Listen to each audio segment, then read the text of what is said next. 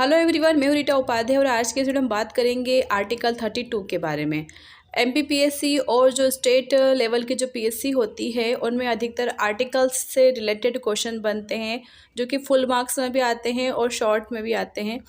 तो ये वाला क्वेश्चन मैंने आपको फुल मार्क्स के लिए बताया है कि अगर फुल मार्क्स में आपको ये क्वेश्चन आता है आर्टिकल 32 लिखने को, तो आप किस तरह से उसे लिखेंगे।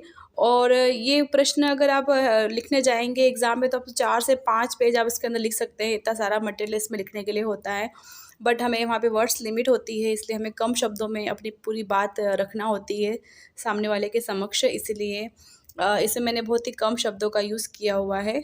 तो अगर आपको ये अच्छा लगता है आंसर मेरा, तो आप इसे किसी कॉपी में नोट डाउन ज़रूर कर लीजिएगा। और चैनल पर नए हो तो प्लीज़ चैनल सब्सक्राइब ज़रूर कर लीजिएगा, और वीडियो पसंद आता है तो एक लाइक ज़रूर कर दीजिएगा।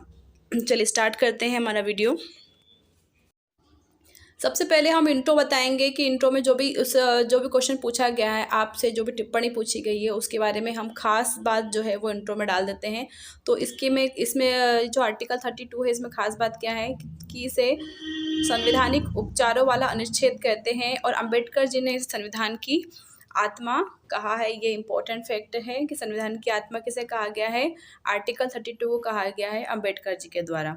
अब इसके तहत कौन कौन से रीट जारी की जाती है वो हमें बताना है। तो इसके तहत 5 तरह की रीट जारी की जाती है। अगर आप फ्लो डायग्राम बनाना चाहें तो बना सकते हैं। 5 तरह की रीट के नाम आप लिख करके यहाँ पे नाम लिख दीजिएगा पाँचों के, और इस तरह से आपका एक फ्लो डायग्राम भी बन जाएगा इसके अंदर। तो 5 तरह की रीट इसमें जारी की जाती है। पहला है बंदी प्रत्यक्षीकरण, परमादेश, उत्प्रेषण, अधिकार प्रच्छा, प्रतिषेध, परमादेश। इस तरह से 5 तरह की रीट इसमें जारी की जाती है। पहली रीट है बंदी प्रत्यक्षीकरण। बंदी प्रत्यक्षीकरण को इंग्लिश में हैबियस कार्पस कहते हैं। इस रीट के तहत बंदी बनाए गए व्यक्ति को न्यायालय के समक्ष प्रस्तुत करने का आदेश दिया जाता है। दूसरी रीट है हमारी परमादेश, जिसे मैंडेमस कहते हैं। यह किसी लोक सेवक के कर्तव्य निर्वहन से इनकार करने पर ये रीट जारी की जाती है। तीसरा है हमारा प्रतिषेध यानी प्रोहिबिशन। इसके अंदर क्या होता है कि अधीनस्थ न्यायालय द्वारा प्राकृतिक न्याय के सिद्धांतों का उल्लंघन करने पर वरिष्ठ न्यायालय द्वारा यह रीट जारी की जाती है। चौथी रीट है हमारी उत्प्रेषण, जिसे कि सरसरी कहते हैं इंग्लिश में। ये अधीनस्थ न्यायालयों के अपने अधिकारिता से बाहर जाकर निर्णय देने पर वरिष्ठ न्यायालय द्वारा यह रीट जारी की जाती है। कौन सी? उत्प्रेषण। पांचवी रीट है हमारी अधिकार प्रच्छाया, जिसे इंग्लिश में क्यू वारंटो कहते हैं। यह किसी व्यक्ति द्वारा सार्वजनिक पद के अवैध रूप से धारण करने पर यह रीट जारी की जाती है।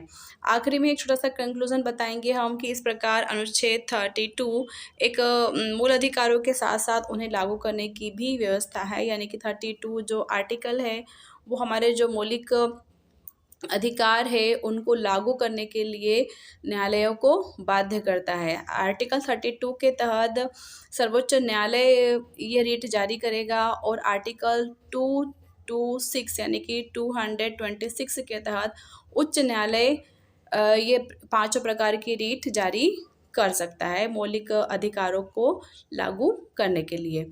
तो वीडियो कैसा लगा आप ज़रूर बताएं, और चैनल पर नए हो तो प्लीज़ चैनल सब्सक्राइब ज़रूर कीजिएगा, ताकि आपको इस तरह की नोटिफिकेशन टाइम पर मिल सके।